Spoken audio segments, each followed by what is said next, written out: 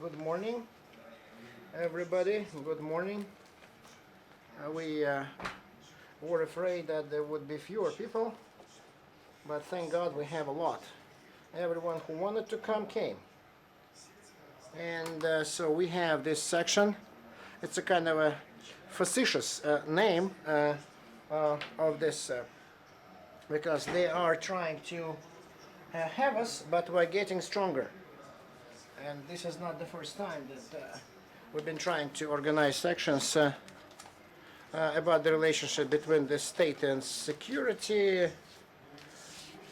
But now it's probably the most interesting and representative audience because we have representatives of different agencies and authorities, and now we have a different challenge. So each speaker will have only 5-10 minutes, no more than that, and so we did not expect that we have so many.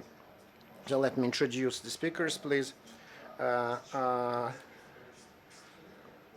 then we have one more representative who is still on his way, Dmitry Finogenov. So represents the 8th Department of the Federal Security Service. Alexander Rodovitsky represents Ministry of Foreign Affairs. And so he heads the department concerning new threats and challenges.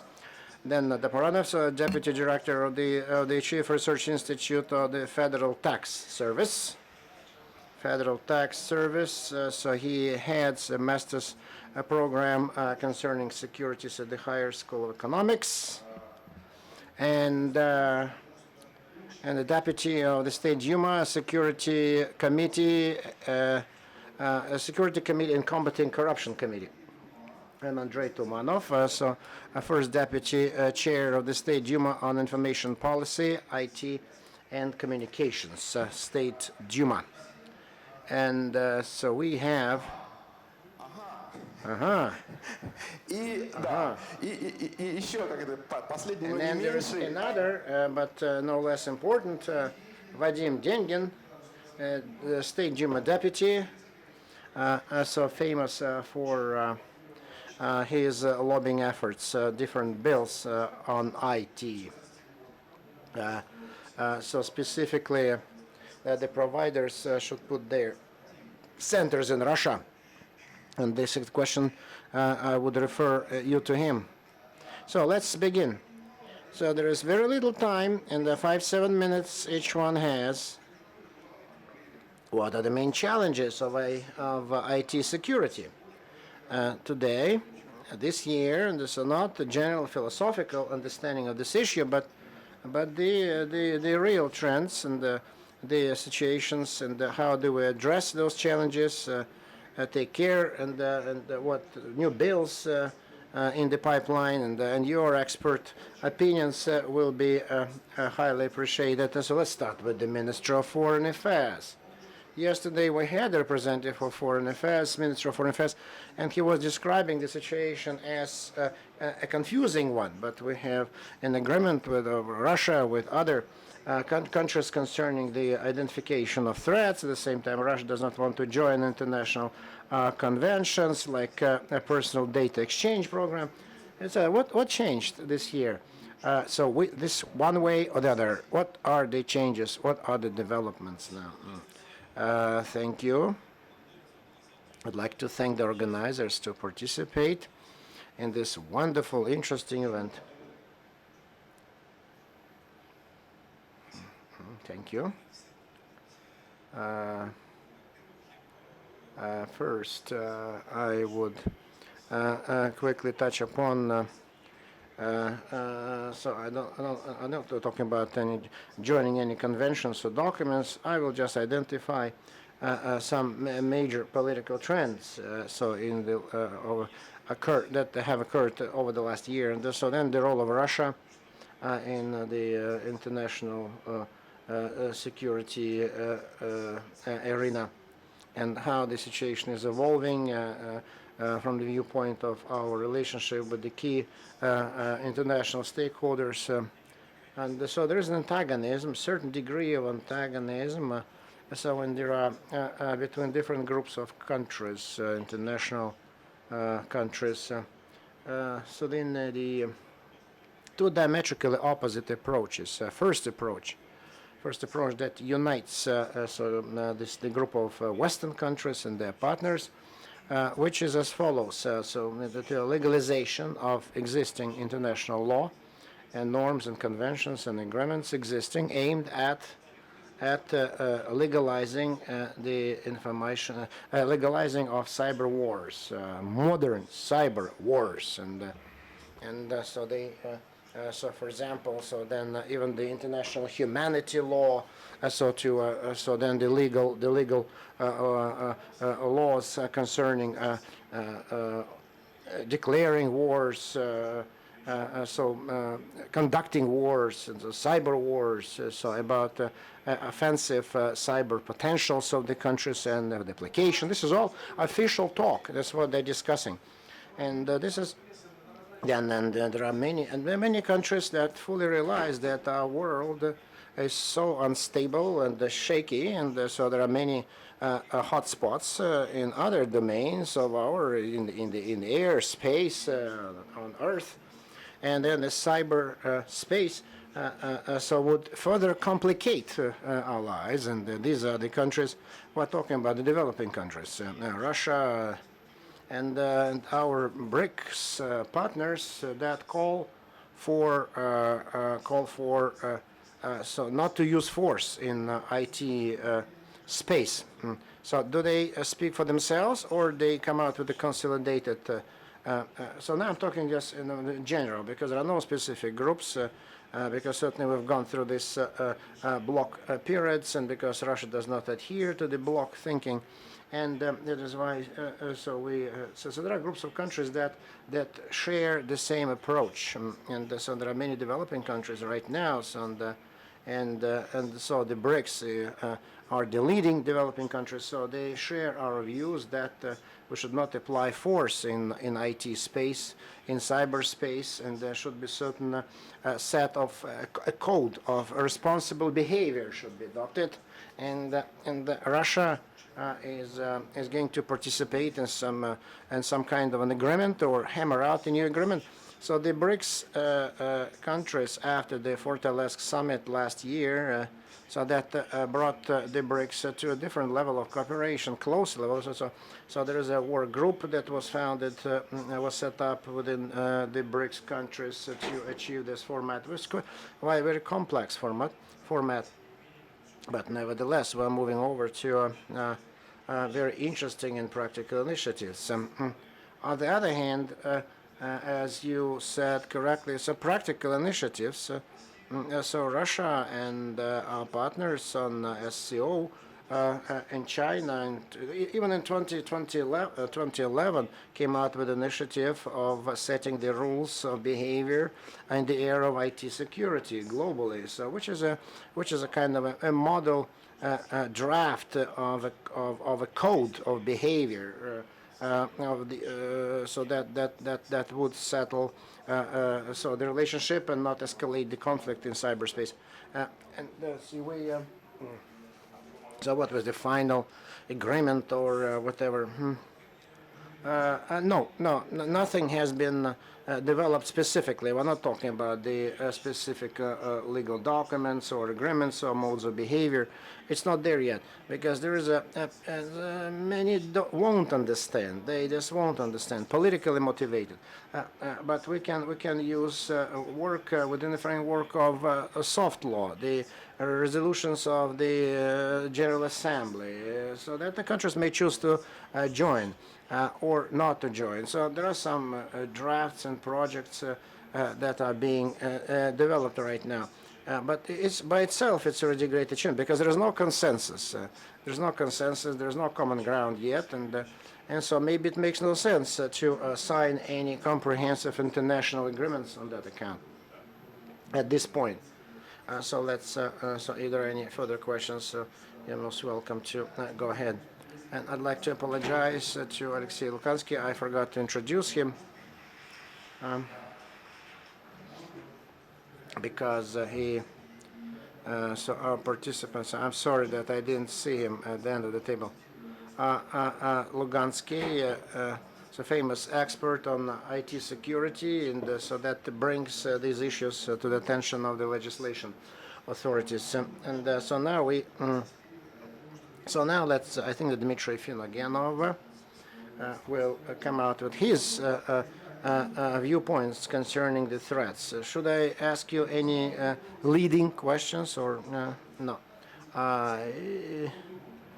We all think about the war in Ukraine, and maybe in this connection, certain things have changed, because we hear about different stories concerning so tapping in, conversations, hacking, cyber attacks. They say will be mounted. What is being done on this score? Good morning, ladies and gentlemen. So first, little digression. So the 8th center, so is there and exists. So there was a small mistake, misprint. And concerning the war in Ukraine, in cyberspace, nothing has changed because of that. The only difference, so there is a haven for criminals who use that. It's obvious that that the authorities, that the Ministry of Interior doesn't work, so they're not going to deal with hackers, not anytime soon. So with the logical implications, so mass attacks, hacking. So, but otherwise, it's not yet highly pronounced. But the criminals are there. Then I would identify one issue. One challenge I would isolate. So then the positive hackers, they got together. Wonderful. This is great. So they're helping each other.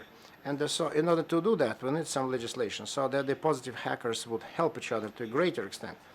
And I think that next year, so we'll get, so adopt this law, so that will put this activity in the right, on the right track. And so then I will not talk more about that because I don't want to dilute my point. And then we'll be asking some more questions.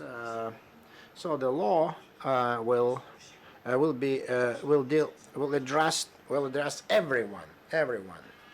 And so the owners and the export authorities, special agencies who are involved in guaranteeing security, ensuring security, and so then there's a divisioning of responsibilities, etc., and rights. But I'm not going just to go over this law with the fine comb, because it needs certain amending, improving, and correcting, adjusting. It's still being hammered out, and so now just it's at the stage of being presented to the State Duma from the government. So last year at the competition of positive hack days, in 2 days, so they found 10 critical vulnerabilities last year. So SCAD, so the Schneider Racklick made. And those SCADA systems, so they are installed in their corporate products. So then a year has passed, and they say, thank you very much. I'd like to thank our hackers that they found those vulnerabilities. So because they found those vulnerabilities at the corporate level, and it took them only 1 hour, but it took almost a year just to take care of those vulnerabilities and remove the threats. And so the legislation going to go into this sector or not? Or not? Those who were supposed to fix it, so those are mostly foreign developers, and so they don't care about the Russian law. But they work in the Russian environment, that's it, but they don't care about the Russian law. But they do it because it's their prestige. So then when we introduce the state system of liquidation, prevention of threats, so at the forward information resources of the Russian Federation, and some mechanisms of combating them, counteracting them, so who, how should behave under which circumstances need to be isolated. And so there are some we have put already the bones together, and so it's part of the state concept of the state security system that was approved by the president. So it's available, so we can always read the meaning, and the liabilities there as well. Okay, let's go further. I'm afraid to ask you leading questions to a representative of the Federal Tax Service. So first, I wanted to comment the speech of my colleague from the Ministry of Foreign Affairs. I think that as a practicing security guy, I think that in cyberspace, relations between the states, there are no rules. That's the main rule. In cyberspace, so the strongest does whatever he damn well pleases. And this is the main rule in international relations. You can see it in every site, every object, every gadget, and you can see that. So then there are two very important moments that how these threats manifested themselves in recent years in our practice, in the tax service, and all operators see that. We have big systems like in the pension fund, etc.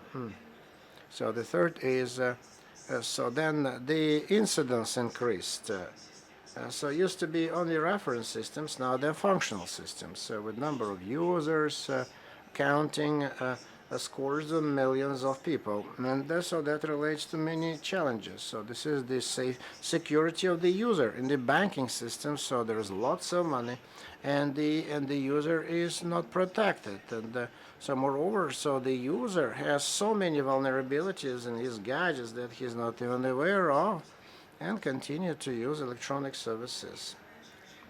But while the mistake was so 10 to the minus so third power was almost nothing, or 10 to the minus fourth power, so was almost nothing.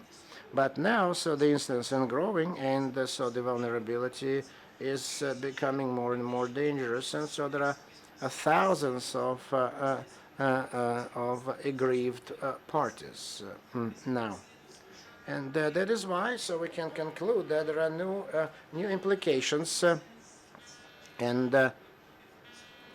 we need just to see how this information security needs to be organized. So how we did that before? So we're building it. But we did this. So the information security that was part of the system, it was embedded, it was working, and it worked fine. But now, how can you possibly do that if you have 40 million users? It's impossible. And so who do not want to spend $200-300 to protect their computer?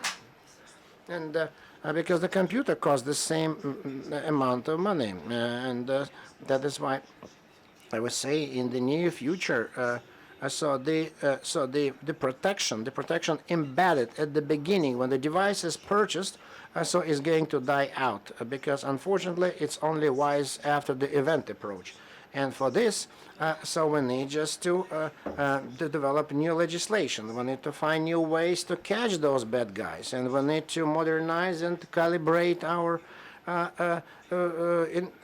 information system and our special agencies operations, etc. That's exactly what we're going to see on an increasing scale. And so as we progress, so there will be more and more dangers. And so it means that the good hackers, so for example, if they test the intrusion right at early stages, so everyone just will have to set up a small hacker department, right? This is what I'm afraid of. So why I'm talking about that is because so for example, so so since July the 1st, we opened a portal to surrender declarations, so financial tax declarations. So the standard service, but this service has many complications. So when, for example, so if you know the password, of your neighbor, So you can easily surrender your neighbor's tax declaration for him. So, and you can just populate this tax declaration with whatever figures you want to. And so this is very dangerous because very detrimental. And so then for tens of millions of people, so so the password theft is very dire, and the system cannot be even held responsible for that. And but it's certainly the direct threat to the well-being of thousands of companies. So that's why this is a movement to the mass functional systems. What is going to happen very shortly, and so we can see that so they will be stealing from your wallet. All right, yes, and so we need to be aware of that. So each citizen, each resident may suffer. Okay, so how we fight Western service providers? What's the news on the front? So how do we combat the bad guys? Okay, good morning. Happy to talk to such respectable audience, and so a few points concerning the Ukraine, and so there is a Ministry of Propaganda that they set up, which is financed from abroad, definitely Western money, and so $40 million have been earmarked for so developing hacker attacks on the Russian Federation, and so torpedoing so the resources of the Russian Federation. So and so $40 million have been invested in that effort, and so then the internet proper. We understand that 70 million people are on their net, are on the internet every day. 70 only in the Russian Federation, 70 million, and so they 70 million. So if no one encroaches on your opinions, and you can say whatever you want, but you need to remember the implications.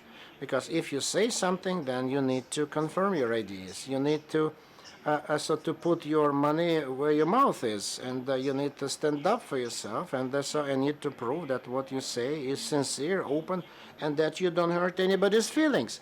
And because we think that anything goes, anything is possible, but at the same time we just don't realize how important it is to be responsible in their statements. And so then there are many bloggers that torpedo different personalities, institutions, and horrible. This is what is happening, but not many have been put away. But we need the speed, right? So today they registered, tomorrow they said something, that after tomorrow they just they put him in jail. No, but we cannot catch up. We can't do that so rapidly, because by the time so we realize something is wrong, so they are far ahead of us. And so there are new terrorists, cyber terrorists, and unfortunately we cannot catch up with that. And we fully realize that the state institutions need to be enhanced, strengthened, financed. So those who are going to monitor that, because the IT environment is part of our lives. Because we need even to treat people, because they develop psychotic disorders and mental. Borderline mental insanity syndromes. So it's all there. So then then personal data storage should be in Russia. This is only logical, because we know that the internet is European, American, but it's not Russian. That's a common thing, that all data is stored abroad. And when the Russian Federation, represented by the government and other legislators who spoke about this initiative, called for this, that the personal data, personal users should be stored in Russia. For some reason, so the whole world got excited. I don't know why.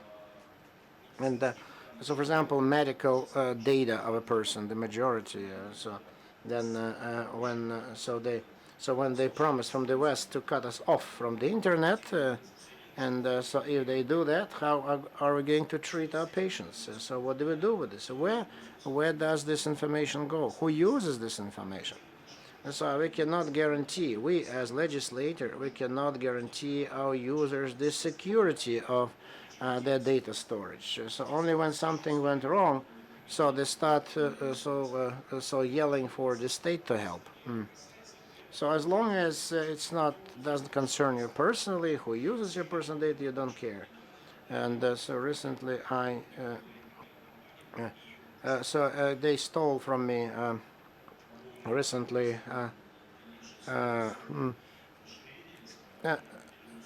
So they stole some money from me. I called the bank, and I sent a query.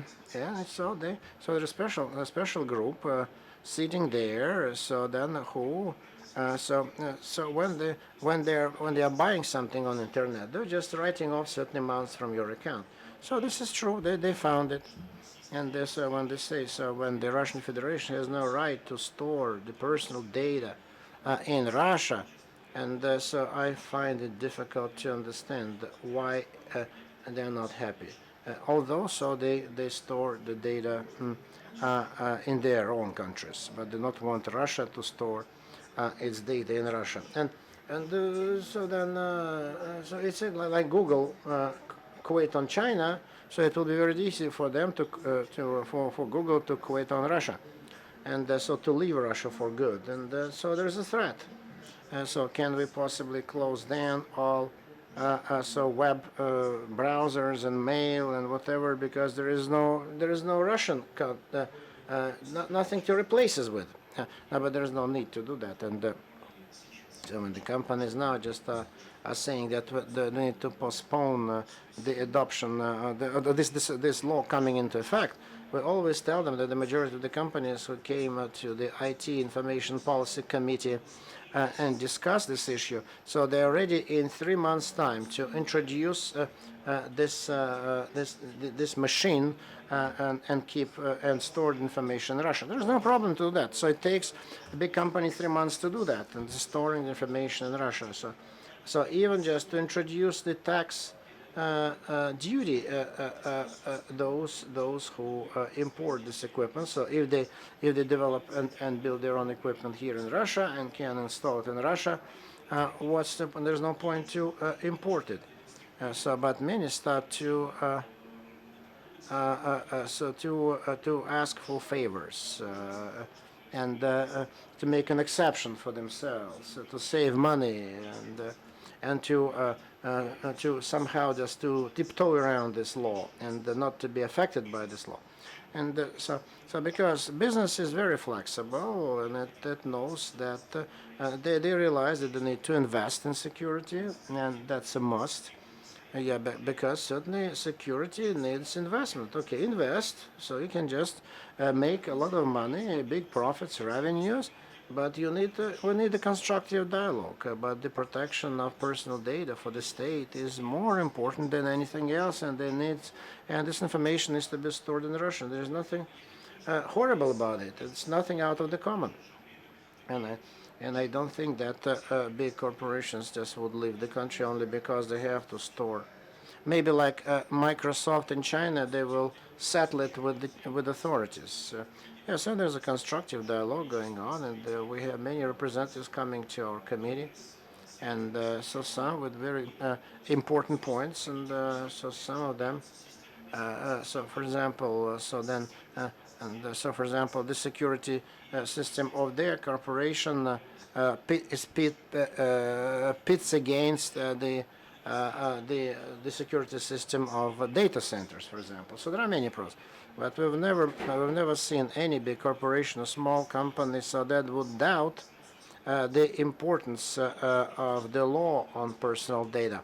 And I think that technically needs to be settled, but at a later stage, and certainly it will be eventually resolved. This is the Internet Ombudsman came out with this law to postpone this law coming into effect by 1 year. I thought I'm against it, because why did we start it in the first place? So why was the rationale of protecting? Because they could be cut off from the data any day, so anyone can steal them, use them for bad purposes.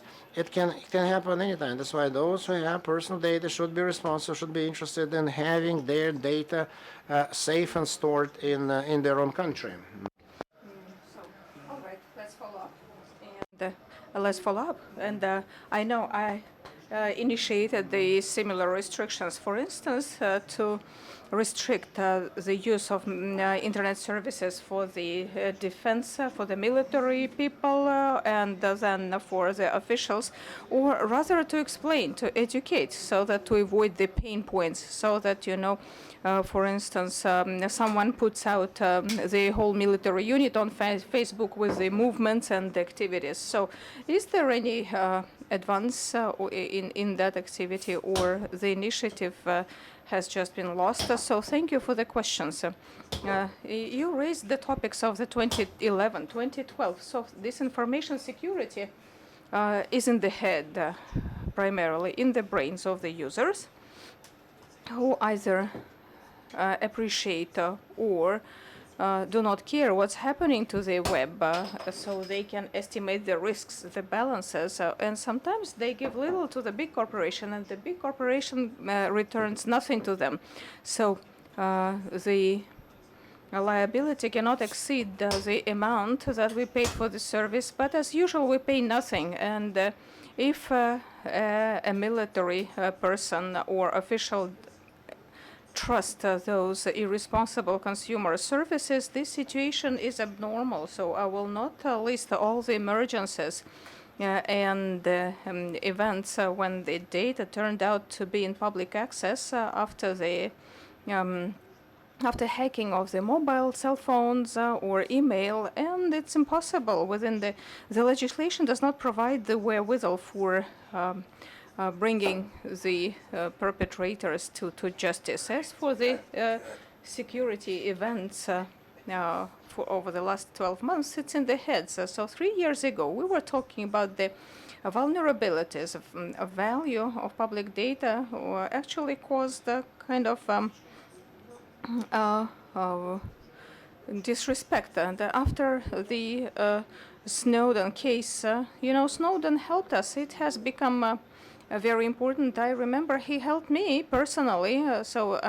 At a similar information forum, at the similar discussion, I was telling you that Google analyzes the personal correspondence of users, and there was a Google representative and said who came up and said it's a lie. And the same day in Guardian, the first Snowden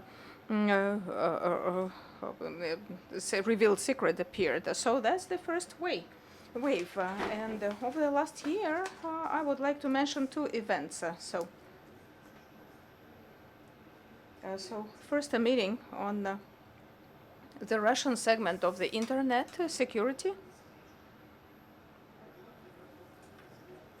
Unfortunately, the results are kept classified, but once after the Security Council, the minister did not came up with the claim that we are ready to combat any threat. So it's another way to confess, to admit that there is a way to go, and there are many things to work on. And it means that we have to protect the vital interests of the state security and an individual user in the information environment. And another event that raised the importance of information security is partial restriction of functionality of a product depending on the location, geography. So definitely we mean the Crimea, firstly, and Balaklavskaya Street in Moscow. With the failures, some services has become unavailable for the local residents. So that's a breakthrough in the mentality. So some people have been quite cosmopolitan and thought that all people are good and wish the best. This multi-stakeholder model, when you never know who makes the decision, actually raises dots all I's and cross all T's. That now they started to think differently.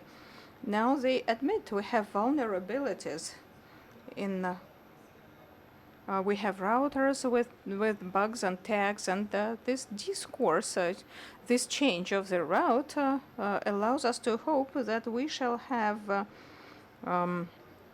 changes in the legislation, upcoming changes, and as experts, you are going to do things, more things, and so But do you mean that the population is becoming more educated? Yes, unfortunately, we're learning from our own mistakes, and we would like to do otherwise. So I thought that there are many more regions in Moscow that has suffered. So what are we going to do? I join many of my colleagues, and in the Security Council, the new security doctrine is being developed.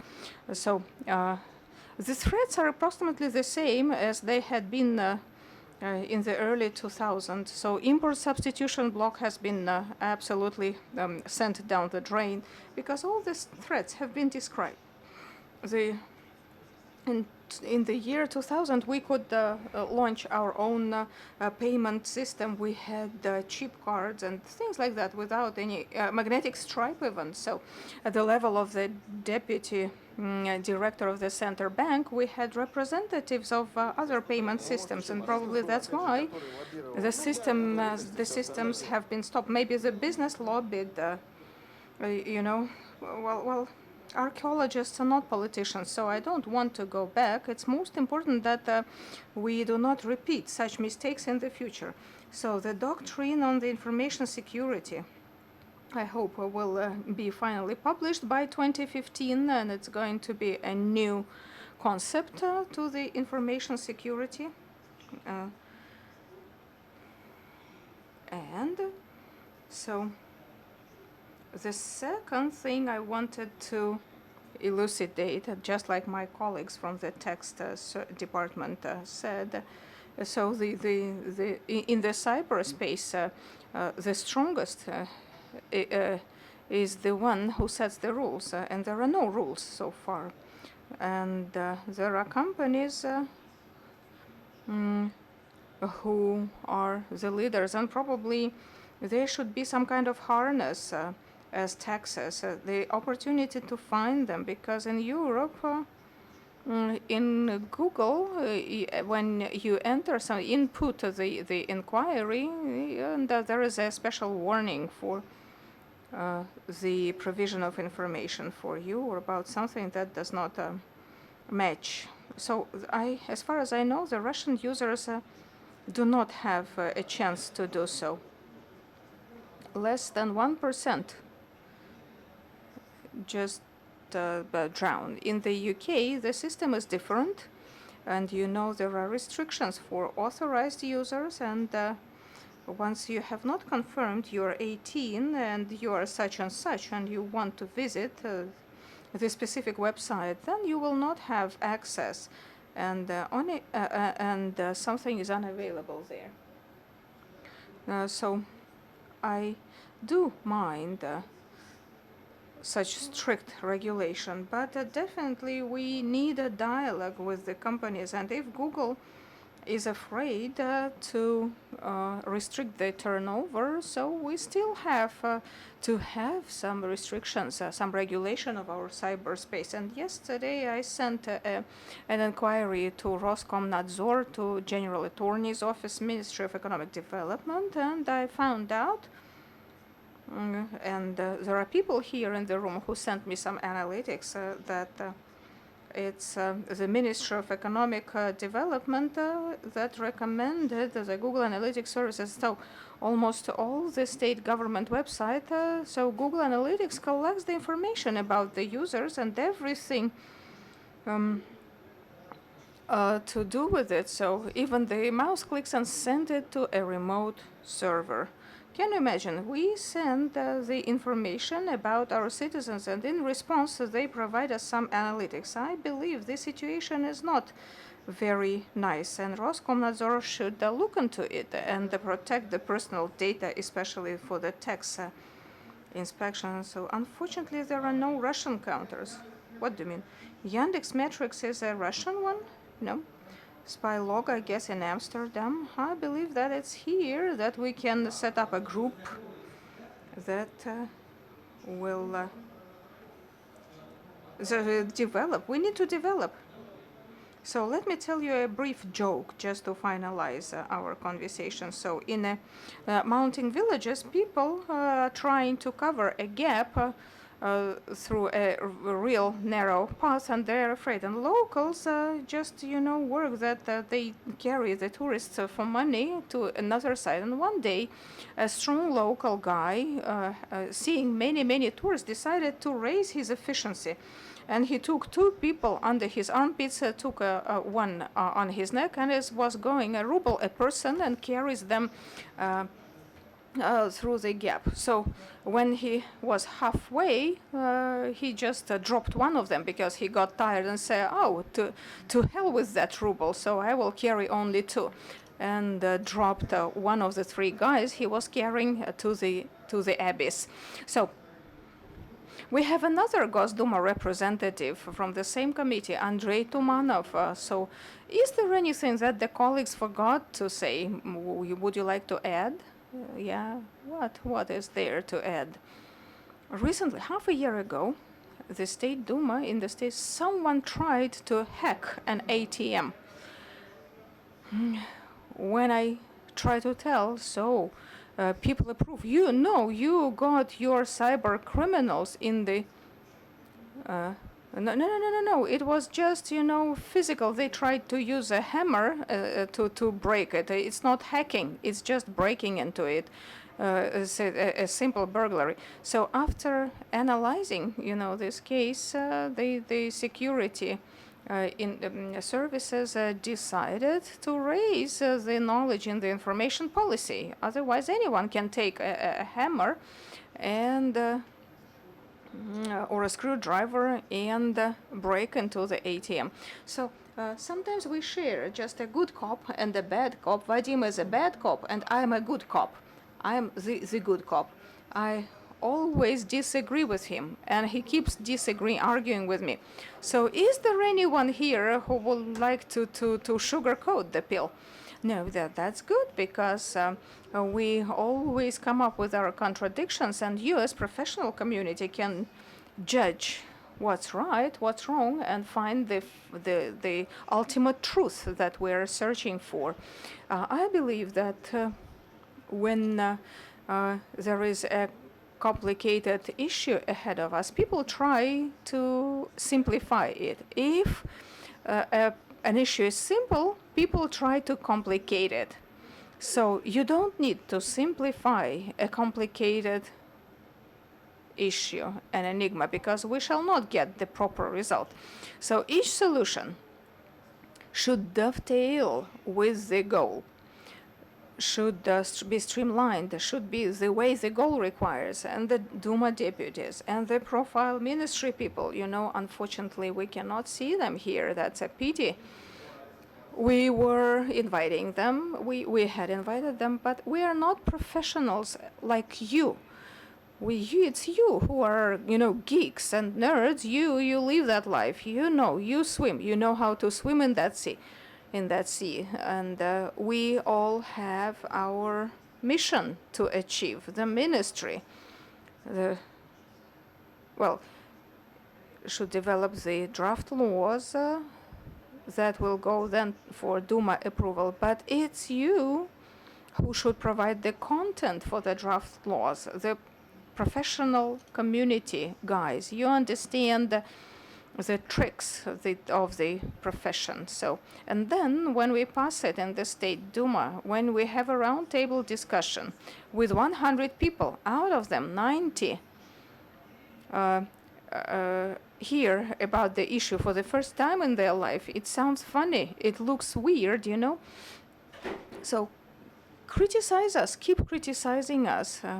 Keep doing that in the web, but offer the ways out. You offer your solutions. If you just criticize, but don't suggest what to do, and direct the activity in the right way, so it means that you want to do nothing. That's then you to blame. You are to blame. So we invite you, when we have this draft law on information security, we encourage you, we prevail upon you to participate in the discussion, in the monitoring. Please speak up, because whatever you say in the internet, make sure we hear it in the State Duma. I suggest we don't wait. We have Alexei Lukavsky here. Let's pass him the mic and ask him to express his point of view. And definitely, no, I'm not going to criticize you. I understand pretty well that with a number of 16 regulators in the security, the main issue is not that they're right, but they cannot agree among themselves. We don't have a single concept of development on the information security legislation. So sometimes it boils down to the fact, when they have absolutely contradicting draft laws in different committees, like this data security, storage overseas, and we can keep the personal data only inside Russia, but the other law provides that we have to keep them beyond the Russian boundaries. So another issue that we don't have common terminology. 2 years ago, in the Council of Federation, we were discussing the first project of the cybersecurity that has been dropped. So we were arguing if we could use this term cybersecurity, considering the number of meetings that we had. It took us half a year that this term cannot be used in Russia because it has been introduced by the rival, the United States, and Russia should use another term, information security, not cyber security. So, but finally, we have not discussed some important issues, and this topic was dropped. So the ones who initiated these discussions left the Council of Federation, and the idea died a natural death. But there were other items like white hackers, code analysis, support of local companies who perform such works. And now we see the new doctrine emerging, and I will disagree to my Gosduma colleagues who say just come and criticize. We would be happy to come, but we don't know where there's no place to come to. For instance, in some websites, there is an opportunity to express your opinion. But as for the State Duma, if you want to come up with an idea how to write an offer, understand it has been considered, is absolutely murky. So there is no interaction, there is no way to interact. And the third issue is we are very slow. So if we take the security of critical infrastructure, it has been drafted in August 2013. So 2 years have elapsed, and the draft law has not even left the government. So it took already 2 years to discuss, and too many incidents happened over those 2 years while the law has not been passed. So we cannot coordinate our activities, hence we have these issues with legislation. And until we have a real accident or emergency case, nothing is going to move. So that's, how we are going to stop the experts' opinion, but still we have 10 minutes for questions.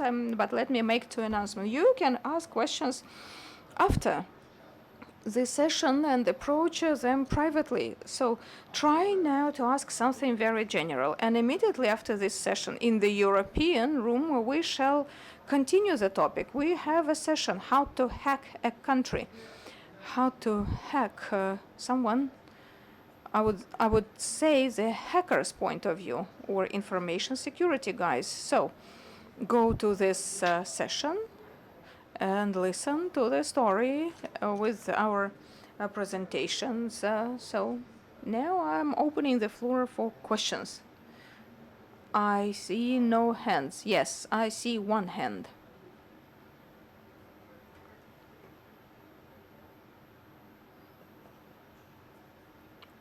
Hello, thank you for the interesting take on the topic. I would like to ask you about the anonymous networks, which is now the foundation of the black market and services in the country. How are you going to try to regulate it?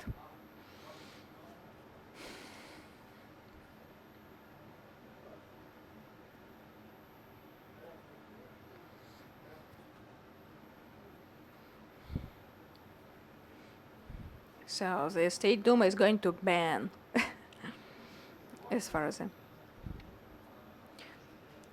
no. We are going to pass a law about permissions, not bans. So we are still talking about. We should understand that there is some toxic information. I don't know, but I get ballistic when there is some service at the forums. They distribute kids pornography. So how to make drugs cheap and quick? Things like that. Until there is no solution, we all understand that something has to be done with the system, and we understand that probably for the colleagues, and I hope that for the Interior Ministry, this network is anonymous, but there are people behind it who can always find the links and find the people behind it.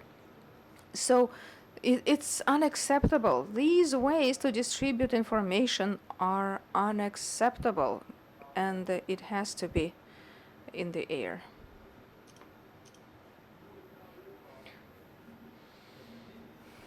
My name is Andre. My question. So we understand we're living through strange times, and we are trying to make steps, and we now have the law on automated systems. So we are now working on an order of the Defense Ministry, but so far we have no laws about cyber security violations. So it's up to my bosses to make the decisions. We have some licenses that are quite that contain quite murky requirements on security. The question is, when will the state control the security issues of such private companies who are outsourcing, for the Defense Ministry? I would like to have some standards, security requirements for some companies, because until the documents are made classified, it can easily be made public. So before the documents are classified, they have a wonderful chance to be distributed. So if we look at the text of the law, it contains the requirements to the organizations that provide services to the critical infrastructures. So as the range is very wide and goes beyond the list of 2005, it can contain many companies and areas. And then the question is about compliance and enforcement.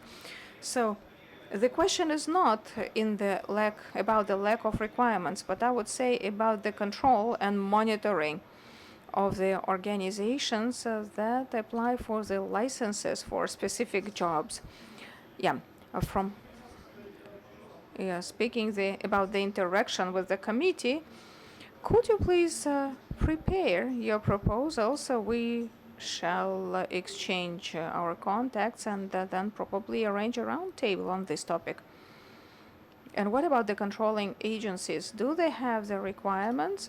For instance, they according to them, this check is going to be as vague as the requirements. No, ministry has everything in this respect. So we should only use their requirements. Yes, they are primary. They are prevalent. You should use their requirements to coordinate your activities. You have to comply.